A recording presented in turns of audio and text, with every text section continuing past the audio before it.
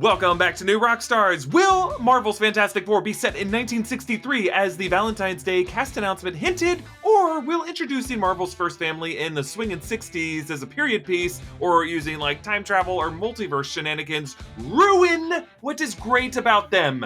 This is a sneak peek where we always look ahead to the week in fandom, and you know what? If you've been watching New Rockstars this week, a little heated debate has been kind of springing up here on the network about what to really make of these 1960s Easter eggs in the announcement of the cast, and how best to introduce the Fantastic Four in the MCU. And you know what? It's gotten personal. Shots have been fired, but not until now have the warring sides been forced to confront each other. I'm Erik Voss, calling me out on the break room this week, and now here to let me have it face to face is Hector Navarro. Erik, thanks so much for having me, man. I feel like I should clear the air. I was calling you out in a way to say, hey, I think Erik is on the same page as I am. I think Erik agrees with me. I made a joke about how you weren't there on the break room. That was a super fun live episode, but I was like, I'll go ahead and speak on Erik's behalf.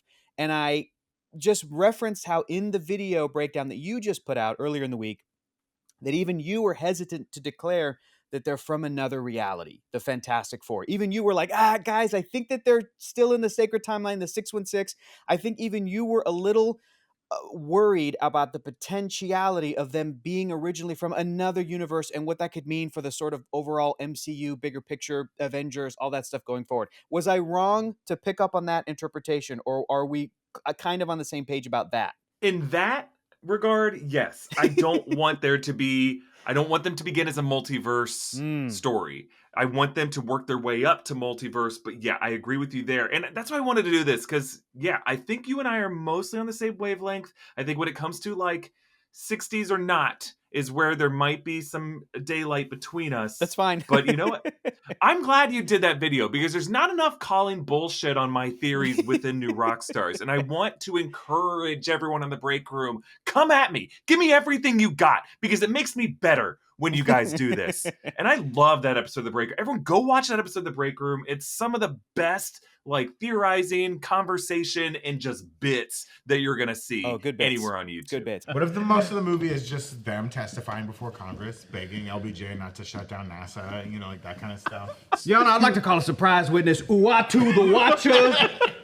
I'm going to make his way to the stage. Oh, he's already here. He's already here. I appreciate that, Erik. I got. You know what's funny is I got a lot of comments. We got a lot of comments on that video, and a bunch of people were saying, Hector, you're overthinking things. And I was like, my good sir, you're commenting on a new Rockstars video. That's what the job is. I felt like Angela Bassett in Mission Impossible Fallout. That's the job. That's why they invited me on, so that I can sit here and overthink about this stuff. Because what it comes down to for me with the Fantastic Four being a period piece in the 60s, it is something that I think fans have been thinking about for a long time. We've heard about it for a long time for various, I think even Peyton Reed has gone on record in the past saying, I pitched this to Marvel, that it would be a swinging 60s period piece. So like this notion is not out of nowhere. Marvel Studios, Kevin Feige seemingly did not invent it himself. Other people have been thinking about this, but I think that fans, the internet, whoever have felt like this could be a really good fit for a bunch of reasons. But my issue is I don't know if fans, the internet, whoever, have thought through what that could actually mean for the Fantastic Four, for these characters going forward. I mean, you put it so succinctly yourself at the beginning of this. Is them being in the 60s, from the 60s, or from another universe, or from the sacred timeline in the 60s, does it take away from something that makes the Fantastic Four special? And that's what was me coming onto the break room and just like unleashing all of these thoughts I've been having for a very long time. That amazing Valentine's Day announcement, which I love. I love the artwork. I love the Beatles song that Pedro Pascal posted along with the artwork. I think all of that stuff is great. Don't get me wrong. I love the vibes. And also, I'm in a position where I think that is going to be the case. I'm not trying to argue or theorize that it's not. I'm just saying it's not my ideal way into these characters. And I had X, Y, and Z reasons for that. But I think for me, I'm just looking at it with the sort of baggage that I'm bringing because I love these characters. I already have a bunch of thoughts about these characters. I'm bringing that to thinking about this movie. And I don't know if the internet, after that announcement, was thinking about that same sort of stuff, because I don't know if most people like love and care about the Fantastic Four understandably so. They're kind of at this point B or C list Marvel characters outside of comics, just based on movie adaptations, just based on their place in popular culture. So that's just where I'm coming from, is like, they're probably going to be from the 60s. Everything you said in that video is probably correct. I'm just like, a little worried about it because what it could mean later. Yes, let's talk it through. Yeah. I hear everything. I have some follow-ups for you because I want you to go into more detail, but like, just to remind everyone, February 14th, Marvel Studios releases the Fantastic Four cast news. Pedro Pascal, Vanessa Kirby, Joseph Quinn, Eben Moss Backrack. They do it in this great Valentine's Day card where they're wearing blue outfits. There's some clues to 1963 from the December 1963 issue of Life magazine with LBJ on it. The Cinerama Dome style logo of Marvel that is in Cinerama Dome opened in 1963. Herbie is in the photo. There's an astronaut portrait in the image. Rumors have swirled since then. Marvel Studios might be looking to bring in Galactus as the villain of this movie. There's some scoopers saying that like Javier Bardem has been extended an offer.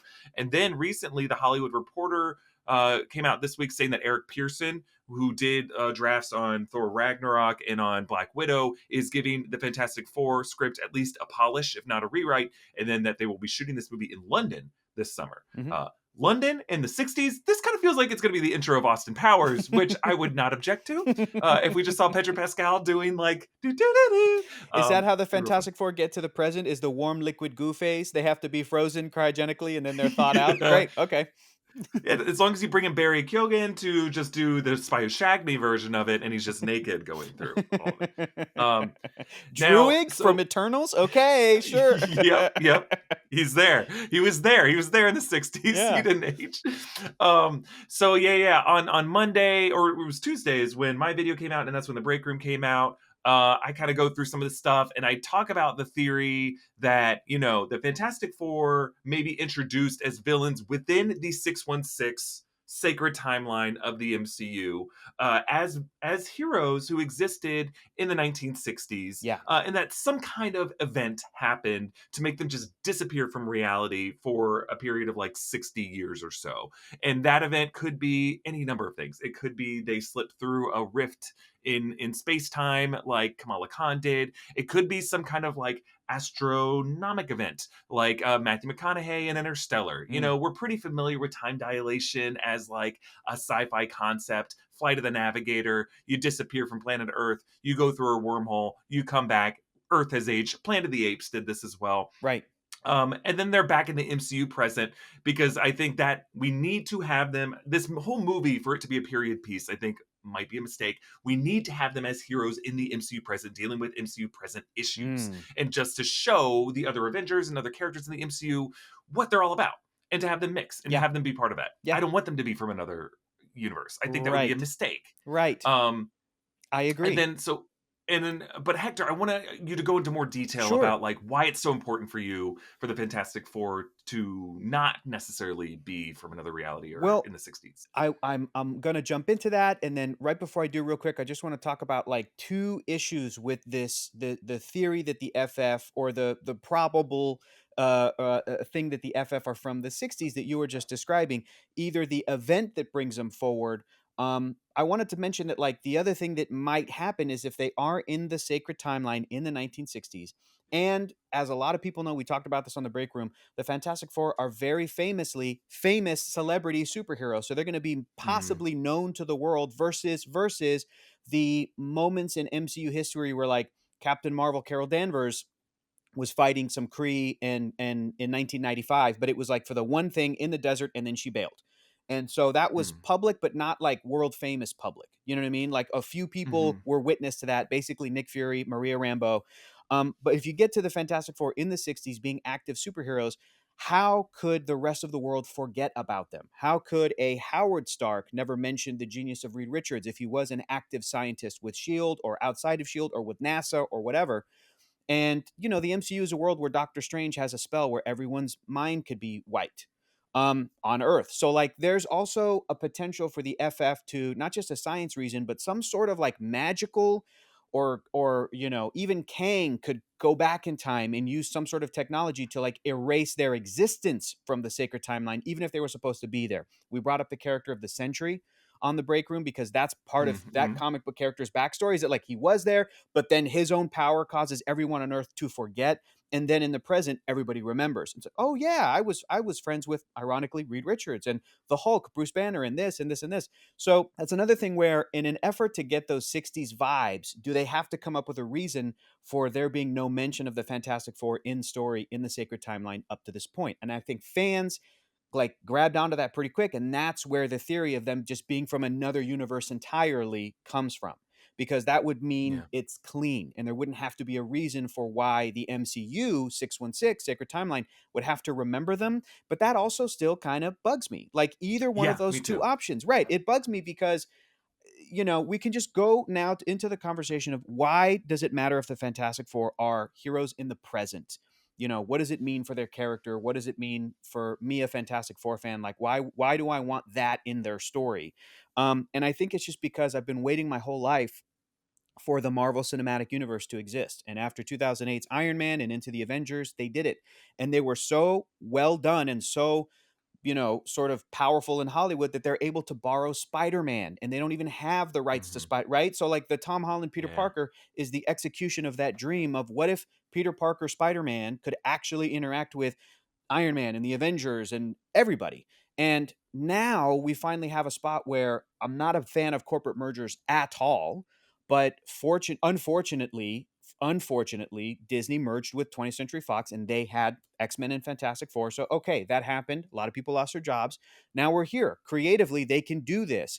And I just think that the pitch for them to be in the 60s, if Peyton Reed actually took this pitch to 20th Century Fox before they came out with their first 2005 Fantastic Four movie, I think it's a perfect pitch for that. I think that the FF being in the 60s and being isolated from other superheroes would have been perfect for a studio that had the rights to the Fantastic Four and no other superheroes. Of course, do the 60s Incredibles vibe.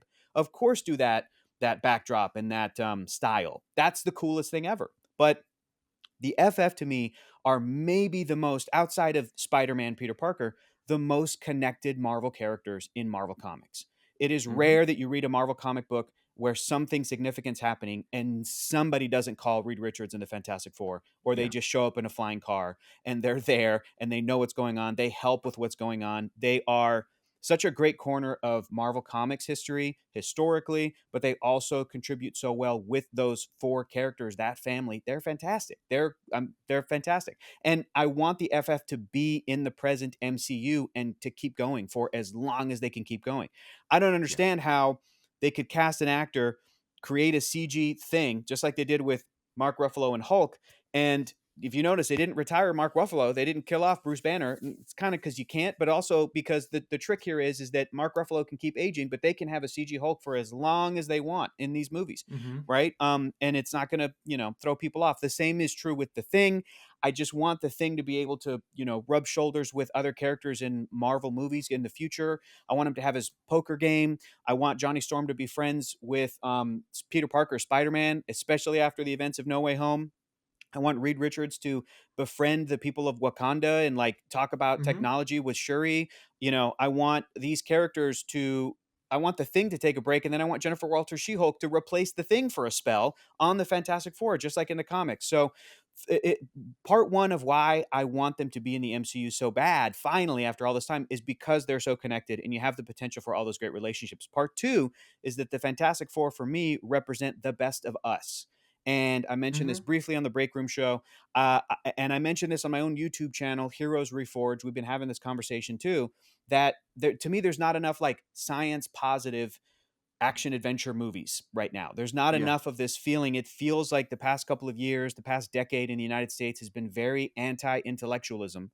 And I would love for there to be a team of characters that are unabashedly scientists and explorers, and the way that they solve their problems is not by punching people, but they solve it because of Reed's ingenuity and brilliance and all of the other characters and their hearts and their minds. And I want there to be a flavor of like that optimistic Star Trek that you can insert into the MCU. And for me, I wanted Reed and Sue and Ben and Johnny to be us now.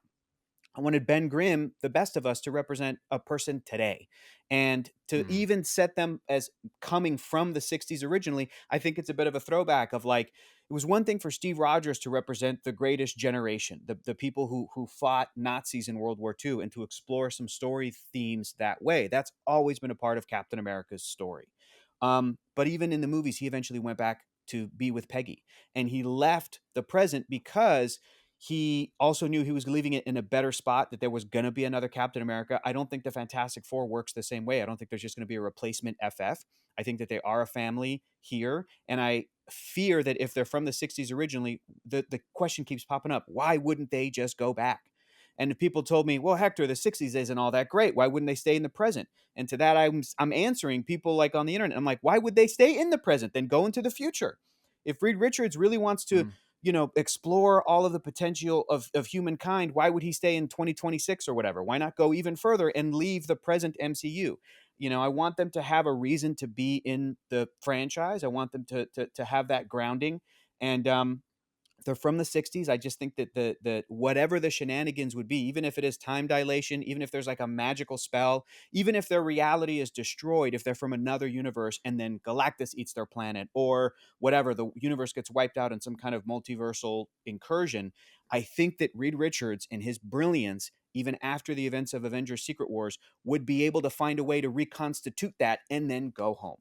He would. He would. Exactly. If you're looking for an easy way to pamper yourself, revamping your daily hygiene routine is a great place to start, and Geology is here to help. Geology is a 29-time award-winning skin, hair, and body care company recognized in Men's Health, Oprah Daily, Hypebeast, Birdie, Esquire, and GQ. Geology's products use just a handful of powerful, proven ingredients that have been trusted by dermatologists for decades. Geology can help you fight acne, reduce oiliness, prevent wrinkles, combat dark or puffy under eyes, have smoother, hydrated skin, and target signs of aging. If you don't know where to start, Geology can create a simple and effective skincare or hair care routine for you. All you gotta do is take a quick 30-second quiz. Right now, if you use code NewRockstars100, Geology will give you 100% off their award-winning skincare trial set. You'll also get an additional bonus offer of up to 30% off one skin, hair, or body product when you add it to your trial. So 100% off plus an additional 30% off. Hope you save some champagne because this is a deal worth celebrating. Click the link in the description or go to geolog.ie/rockstars100 to get started. I think you and I really, at the end of the day, do want the same things. I don't want the Fantastic Four to stay in the 60s. I want them to be able to connect to everyone that's currently in the MCU because they are that important.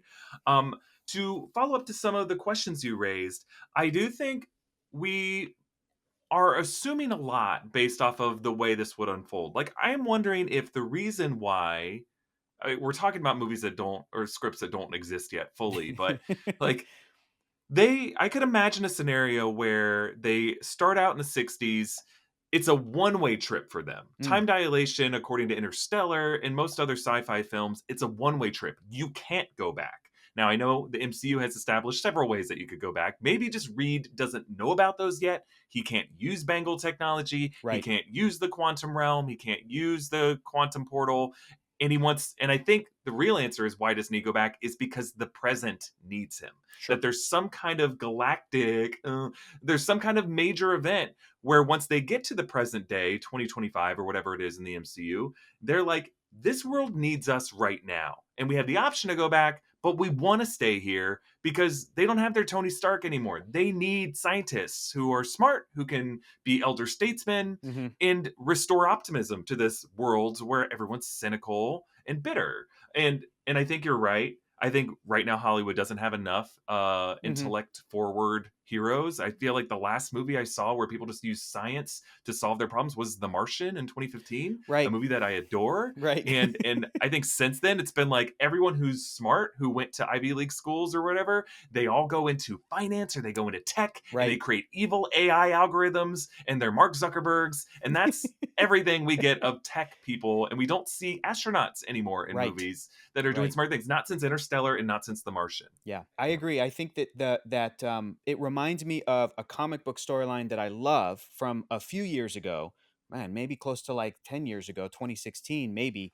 Correct me if I'm wrong on there, internet. I'm sure you will. But an X-Men storyline written by Brian Michael Bendis. where I think in an effort for him to make X-Men very, very accessible, this is before all of the Powers of X, House of X, Krakoan stuff.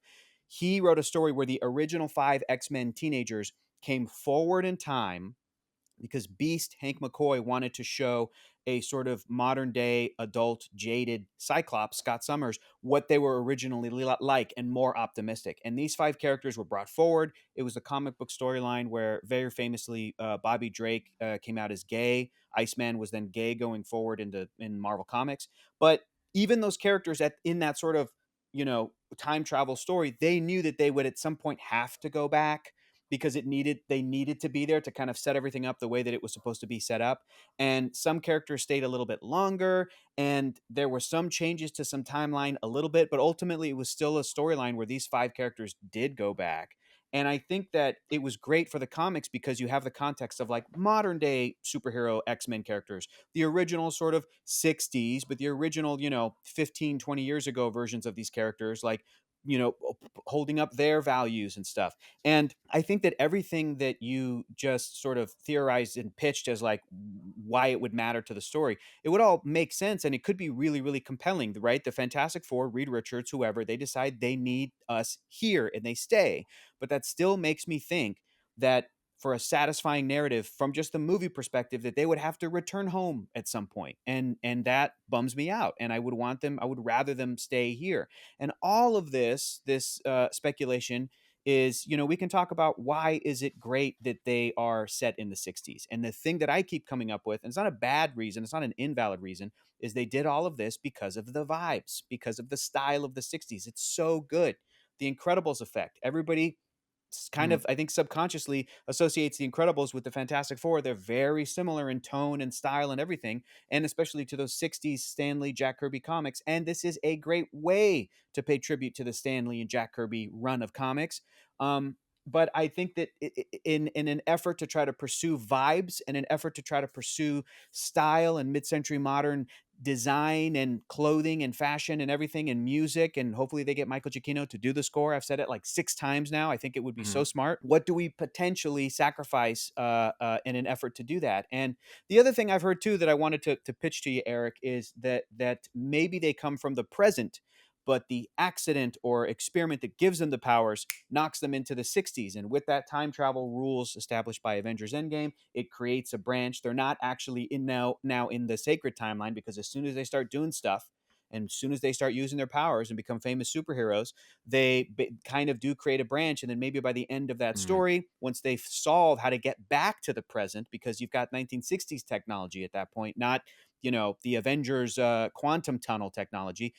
Once they come back, then that branch will either keep going or get folded in or whatever. But I've heard that take. And for me, for my dumb requirements of these characters, that's kind of my favorite scenario so far. You know what I mean? That like they're still like sword scientists today. Reed Richards was still the guy that Monica was referring to, who like, I know a guy, and designed maybe the vehicle that let her punch into the Hex thing. They're still scientists in the modern day MCU, but then get thrown back to the 60s. Let's have an adventure. Let's really embrace it. But then that wouldn't really explain why Ben Grimm is wearing a period piece astronaut suit for NASA. It's like, what, they're just going to let this random guy, from the future, like, yeah, it's future man, jump in our space shuttle. All of this to say too, at the end of everything, it just feels like I just want an accessible, fun, Fantastic Four movie without the added canon and lore of, well, the MCU and sacred timelines and branching this and multiverse that and incursions this. I just want people to go to the movie. And I think as I'm saying this, some people are going, yeah, Hector, that's why they said it in the 60s. But I'm going, but that also means a bunch of other stuff that's going to have to be like explained at some point. It can't just, right? It's not just going to be able to fit with the rest of the MCU. I hear what you're saying. Yeah, I think we all really, not just want, we need Fantastic Four to be a breath of fresh air. Yes. and to recapture that sense of optimism and faith and family chemistry that they represented to the comics. Even if like people didn't like the 2005-2007 film, they understood what the Fantastic Four represented, that they're that important.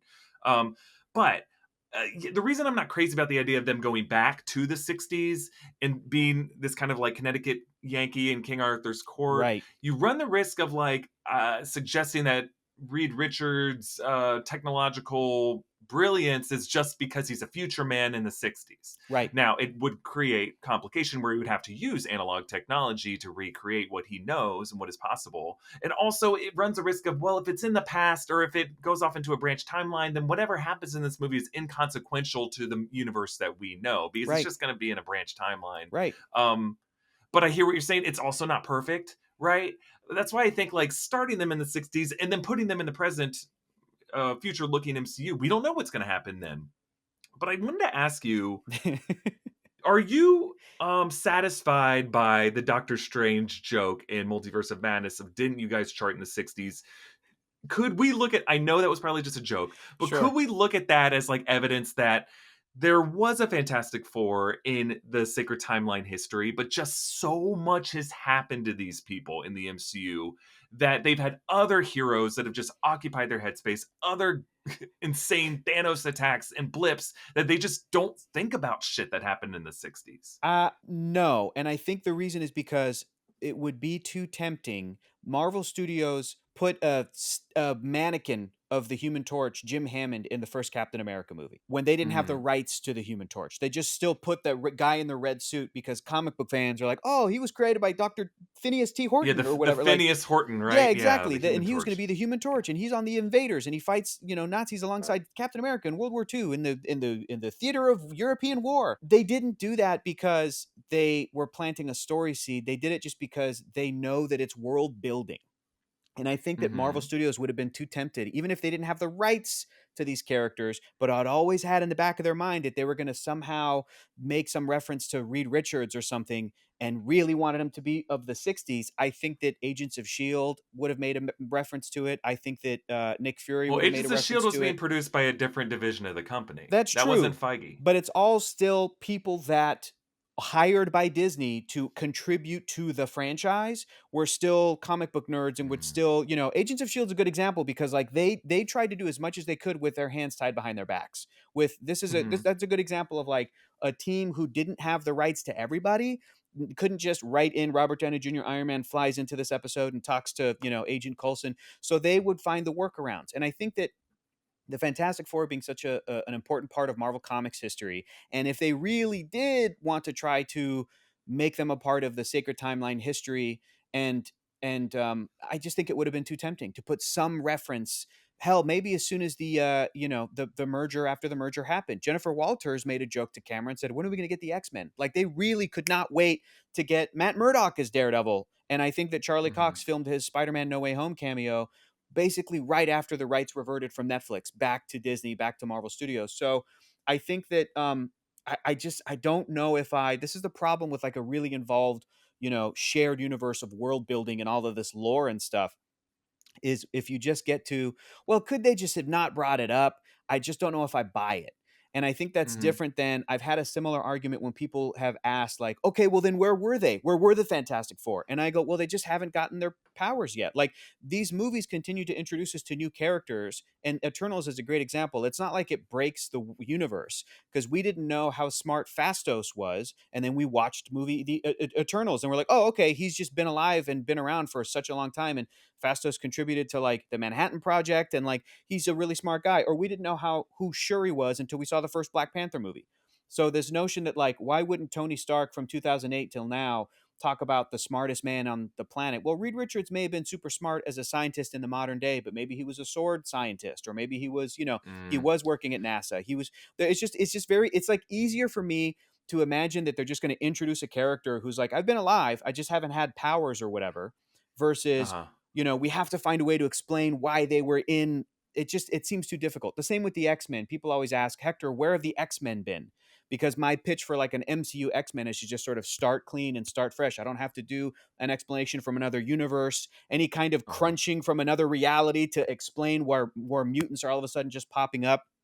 The whole premise for the X-Men has always been mutants have always been here. It's just not until recently that they started being born in kind of larger numbers. And then Xavier got a school of students together, and then they put together a team of superheroes called the X-Men, and we can kind of go from there.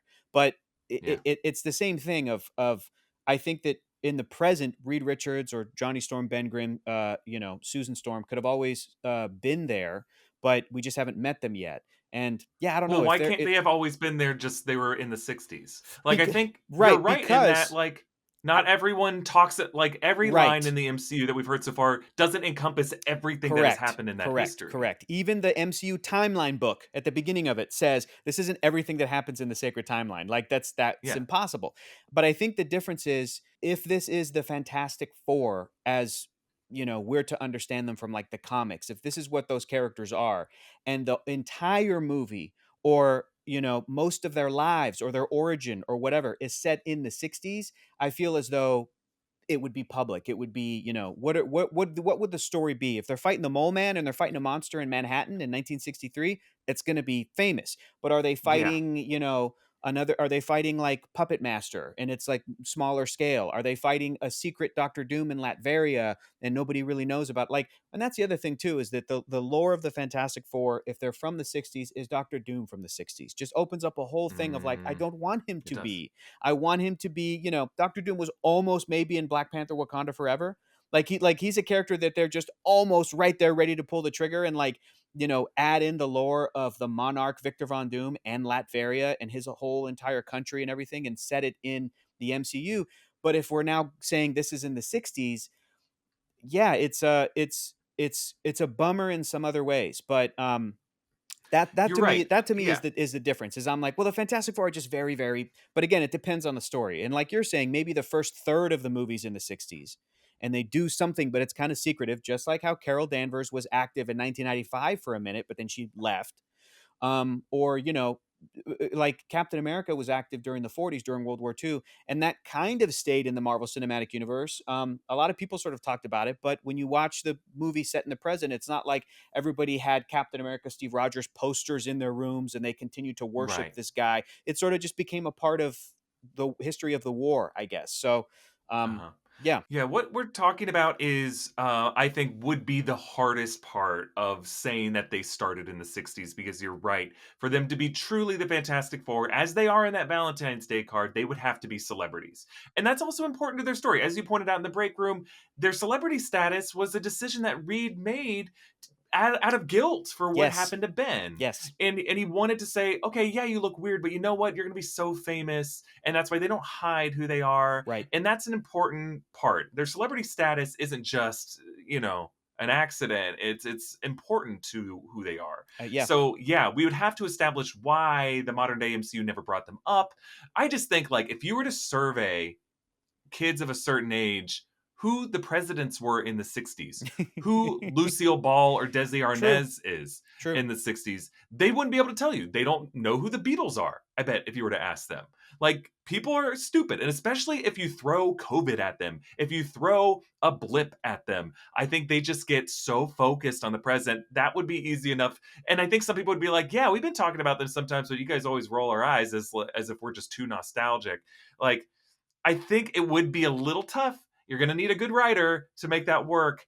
I don't have the words for it, but I do want to. I want to contradict, or not contradict. I want to push back on what you said, that everyone just wants vibes, because you're right that I'm sure a lot of people do want Incredibles, and Brad Bird and Pixar were totally trying to make their version of the Fantastic Four in a kind of 60s retro world. I didn't even think about that until you brought it up just now. In my opinion, it wasn't vibes, because I think those costumes look kind of goofy. Personally, it'd be a lot. It'd be a tough pill for some people to swallow. What I like about setting it in the 60s is that the 60s decade, for all of its problems, the NASA space program, Yes. the space race, there was a certain optimism that existed, at least in the early 60s, 1963. It probably died with JFK, that America never recaptured. Yes. And the way that we looked to the stars and dreamt, and the way that by the end of the decade, they got to the moon. Yeah. We think. Right? Yeah. Like, no, it they became did. They did, Eric. They did. It's such a foreign concept for people, that sense of optimism and Yes. dreaming, that we invented these insane conspiracy theories that there's no way we could have gone to the moon.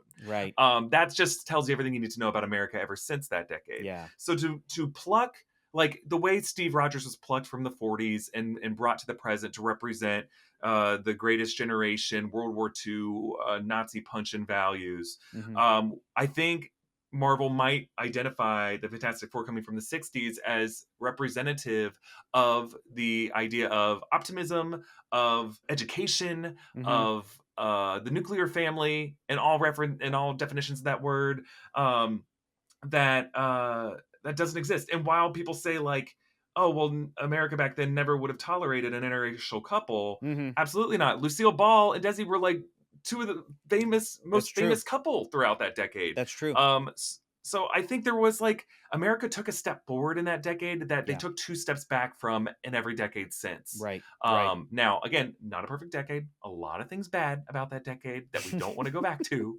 But I think when it comes to astronauts and scientists in that decade, it Mhm. really felt like the sky's the limit. So Mhm. it's more about the themes of what that decade represented For sure. that I think could be carried over in a Fantastic Four, not just the vibes. No, that's an excellent point, and I certainly hope that, like I said earlier, like I think it's such a smart pitch, especially if the FF were still at a studio where they were not connected to any other Marvel character. So there'd be no reason to make an effort to have the Fantastic Four be easily accessible. So I think lean into that optimism, lean into that decade, lean into kind of paying homage to the style, the Jack Kirby art, the comics, to really look at those early comics. And I think that that would be so, so smart. I think it would be great if The Incredibles didn't exist, I think it would make a great animated film, but it would be really close to The Incredibles. So don't ever do that as an animated movie. But I hope that beyond the aesthetic and the style, that whenever this idea wormed its way into Kevin Feige or whoever at Marvel Studios, that they really stepped back and took a look at it and went, well, how do we really bring out the value in having these characters be from here, be from this time? And I hope that the writers knew to do that versus just making 60s references and having 60s music. Like, it's funny because some of Peter Quill's Star-Lord coming from the 80s, well, he's just sort of a stunted child, but they did bring that immaturity to him or with him. Steve Rogers, the same thing, like you mentioned. So yeah, I'm sure that they're capable of doing it, and I'm sure that Marvel Studios, Eric, as soon as I've been complaining about this, my buddy, when that announcement came out, my buddy texted me and my other pal, and he was like, looks like the movie's gonna be set in the 60s. And I said, I fucking hope not. And then he he was laughing, we're laughing about it, and he responded with like, Hector, shut up, you're gonna eat up everything that they give you, it's Marvel Studios. And I was like, for sure, I know this, it's just me again thinking about all that, the potential storylines and kind of what it means going forward. Yeah, like as much as I love Steve Rogers fish out of water or Thor fish out of water stuff when he comes to Earth and has to like learn about, I need a horse, we don't sell those or whatever, that stuff's really fun. I don't necessarily want to see Ben Grimm the Thing, like, oh, what's an iPod? Like, I don't really want to see that. If he's, you know what I mean? If he's from the 60s. Hector, like, what is an iPod? I don't know. That's I don't know this That's year too what that old. is. That's too old now. Yeah, exactly. So now we're in the Madam Web timeline of right, 2003 right. and iPods are the hot new thing. You'll see, they come to 2003 first so that they can be the godparents to Peter Parker. They're going to meet a young Marissa Tomei, his aunt. Oh boy. Yeah. Oh man, I think my biggest fear, honestly, with this movie, I have an open mind when it comes to the 60s. I have a pretty closed mind when it comes to the multiverse. Because I know that's where it's headed. I know it's headed to Council of Reeds and Secret Wars, but I just want this first movie to not touch or mention the multiverse. Me too. Make us fall in love with the Fantastic Four without doing the multiverse. Yeah, because it's just like, then it becomes inconsequential, and we need to like figure out what's great about them. Like, we need to just like fall in love with scientists, because I think American audiences are just so sick of the multiverse. Like, they just like, they understand it to be one thing, and if the Fantastic Four are framed as a multiverse family, we're just not going to care. Yeah, we're not going to care. It's true. And I've heard somebody say on, I think it was a YouTube comment on the Break Room video, where someone said, this casting doesn't matter, they're all going to be wiped out by Deadpool or something. And I was like, why would Vanessa Kirby say such nice things about playing this character, Susan Storm, and like really doing her justice, if these four actors know that they're just going to be wiped out in Deadpool or Secret Wars or something that doesn't matter? Just feels like such a weird, mean-spirited, like, I think it was really smart to have the Doctor Strange sequel deal with the multiverse, but not his first movie, because you got to get people on board with the concept and the character of Doctor Strange first. And I think that the 60s and the multiverse both included or one or the other just adds too many complications to like what I just want to otherwise be a real simple pitch. Four people Yeah. who love each other, they're a family, sometimes they bicker, they get these powers and they decide to be very public superheroes, and they work as a superhero team differently than every other superhero team. That's it. That's what Yeah. it boils down to. And two of them are going to Yeah. have a baby, two babies pretty soon. Like that's the whole thing that separates them, you know? Franklin and Valeria. Yeah, we need them to have kids. Yeah, I think my thing is I don't even want the first third of the movie in the 60s. I just kind of want the first 15 minutes. And then after that, we're out. The inciting incident has happened, and we're in the present day. We'll see. And then the second half of Act 1 is in the present day, and then they don't go back. And then the question, though, would be Doctor Doom. And I kind of think, like, Doctor Doom all that time went back to Latveria, figured out a way to prolong his life, and now he's just, like, experienced by the decades, and that's how he's smarter. Sure. But, again, you need a good screenwriter to make this work. Yeah, like I don't know. I think that there's ways in where fans for years have been saying maybe Sokovia could just turn into Latveria. Sokovia could like politically decide to, like a Czech Sure. Republic, change its name and go, we're going to go back to our previous Uh-huh. name of our nation. Yeah. And that was sort of a backdoor way in to get to the like Latverian lore this entire time. I've also seen fans talk about how the vaguely Eastern European country that Mark Spector Moon Knight visited with the ice cream truck Right. could just be Latveria. And I remember watching Moon Knight and being like, yeah, that would be, it looks exactly like, it'd be perfect. They could just reveal that that was Yeah. Latveria for whatever reason. I just Yeah. want Doctor Doom to be as much of a presence in the MCU going forward. And whether they're from the 60s, whether there's a good or bad reason for them to be in the present and stay in the present, I see all of those problems as things that I think Reed Richards could solve. You know, going back to his native universe, going back in time to his universe and still saving his reality from a Galactus, whatever the story's going to be. It's the beauty and the challenge of telling stories in a shared universe, the Marvel Cinematic Universe. You have to take into account all this other stuff.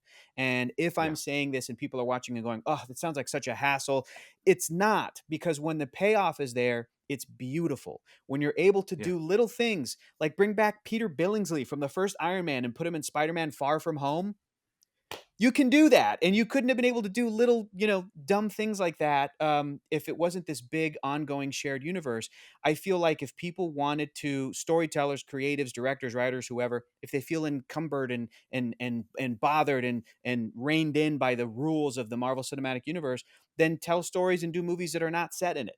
I Yeah. think that the more important thing is to capitalize on the interconnectivity, to capitalize on the success, tell great stories, but still have them set in this thing. If you can't tell a great story and have it set in the Marvel Cinematic Universe, it's not an either or. It's not. I'm sure that the Fantastic Four script is great, even whatever state it's in now. I'm sure that Marvel Studios has considered everything we've just said, Eric. I'm sure that they Mhm. know how important these characters are, because if they get them right, they can get stories out of them for 10 years. And even if one of those actors takes a break, like I said, they can bring in Tatiana Maslany to be She-Hulk, and she'll be on the Fantastic Four for a while, maybe a whole movie. The same way that I know that they're absolutely considering X-Men and how they're going to do it. The Multiverse Saga just ended up being the way for them to pay homage and say goodbye to the Fox X-Men characters, including Deadpool, before they do their own version of the X-Men. But the Fantastic Four, from the get, they have them. I'm sure that the story's great. Could there have been a way to tell whatever story they're trying to tell in the modern day? I kind of hope not. If they really are from the 60s, I hope that it's so entrenched into that script that there's absolutely no way they could have told that story, but still have it set in 2026. I'm really excited about this film. I'm not done thinking about it. I'm going to keep thinking about it until we get a trailer, until we get more answers, until you do more breakdown videos and really help me understand exactly what is going on. But there's a lot to be excited about and a lot to look forward to. And I hope that the Fantastic Four just stays around for a long time. That's what I want too. And I want Doom to stay around for a long time. Me I think my too, biggest fear dude. with them rushing Secret Wars, if that is what they're doing right now, is that we're going to get God Emperor Doom and then that's it. It's like there's so much more to Doom than Yeah. the God Emperor phase of him during Yep. Secret Wars. Yep. And it's like, that's my pitch in a recent video that came out, is that we need to have two Dooms then. If you're going to have God Emperor Doom, cool, fine. He can just be Wow. a variant from the multiverse who's been around for a long time. But we need to have another Victor Von Doom who is also in the universe. and he is just like he's on his own path. And Okay. so after Secret Wars is done, we can stay with that Victor Von Doom. Right. And yeah, but Maybe he even learns anyway. about his ultimate fate as God Emperor Doom, the same way that like Thanos from 2014 learned about Thanos being successful and going, okay, that's making me more ambitious. So maybe that could even factor into or that. more terrified. He's Yep. like, I don't want to be that. Yep. But I also still hate Reed. So Yeah. I declare war on both God Emperor Doom and the Council of Reeds and everything else. We're going to get to our closing segment of what we're watching, but first, just a little tease. If you want to support new Rockstars, the best way to do it, grab one of these. Like, we got a Deadpool and Wolverine face-off shirt. Can't really see this angle, but it's pretty great. Awesome. You can get it at nerdriot.shop. We got all kinds of great designs. I think there's a Fantastic Four inspired design. Grab one of those, nerdriot.shop. This week on New Rockstars, we have our breakdown of X-Men Apocalypse coming next week, and I believe our Deadpool breakdown came out yesterday, so go check that out as our X-Men snicked rewatch. People thought I was saying snack, and they're like, does he not know what sound effect Wolverine makes? It's like, no, if you thought I was saying snack, then you don't know what sound Wolverine makes. Why would I put that in there and say snack?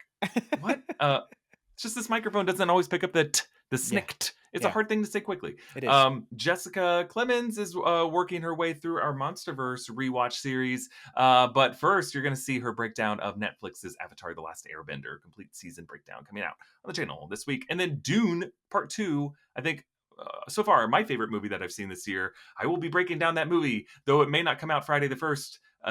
It's going to take some time. It's a wonderful movie. It is, I called it on Twitter, a masterpiece. And it is. It is an amazing film. It is this generation's Lawrence of Arabia. It is a perfect, amazing film. Wow. Can't say more nice things about it. But I want to end, Hector, talking about what we're watching this week. Anything that's not nerd IP related. What's just the other stuff we're using to fill in our time, to play in the background, just our comfort food, recommendations we can make to people? My recommendation is my girlfriend and I started watching The Detroiters. Detroiters, great show. So funny because I guess we had like and I think you should leave sized hole in our heart. So that's filling it in really, really nicely. And we're only in the first season, but we just watched an episode written by Amber Ruffin, and it was so funny and so great. So Detroiters is going to be my recommendation. Check it out. Have you gotten to Devereaux Wigs yet? Yes. Devereaux. Definitely not made with hair from a corpse. Turns out it was. Sorry, that's the spoiler right there. Turns out, yes, they were. It was. I mean, that is a I think you should leave sketch. I mean, my wife and I sing Devereaux to each other all the time. So many Detroiters bits, is so good. So many good bits that my girlfriend would turn to me and she goes, "This feels like an I think you should leave skit." I'm like, "Yeah, it basically is. Yeah." We are watching this week a new season of Love is Blind came out on Netflix, and literally that's something that we put on. I look up from my iPad from playing Wingspan, and I'm like, him? Yeah. And Kelly's like, yeah, him. So we kind of go back and forth between that and watching. We're going back through Friday Night Lights on Netflix. Oh, that's great. That's Clear great. Eyes, Full Hearts Can't Lose. I mean, that takes you back to a certain era, 2006, when network TV was just going for different stuff, and it's a wonderful time. So awesome. I love Friday Night Lights. That's great. Anyway, so that's what I'm watching this week. No other hot takes beyond that. We'll leave it there. Hector, I want to thank you for coming on the show this week and for just talking through this, because I think it was a great conversation. I love just hearing your takes on all this. Like, this is great information, and I think it just gives another side to this that not enough people are thinking about. I so appreciate it. I want to thank you, Erik, for having me on. I really appreciate that. It made me really happy when producer John texted me and he goes, "Erik watched the break room. He wants to have you on and keep talking about this same thing." I think I made an impression, but I'm just happy to share my love and baggage of the Fantastic Four with as many people. Like, I do love them so much and I think about them so much. And I'm just really happy that everybody's excited about the movie. I'm hoping not to yuck anybody's yum if they're like, "This is great. They're from the 60s. It makes the most sense." I'm like, great, but we'll see if we feel the same after they come into the future and maybe don't know how to get back. I don't know.